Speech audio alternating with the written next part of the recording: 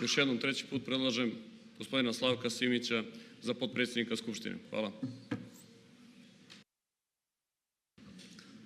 Të nderuar kolegë deputet, pranisht jemi 106 deputet në sallë, vazhdojmë me votimin, edhe njëherë deputeti Slavko Simić është i propozuar për nënkryetor të kuvendit. Kush është për? Kush është kundër? Kush abstenon?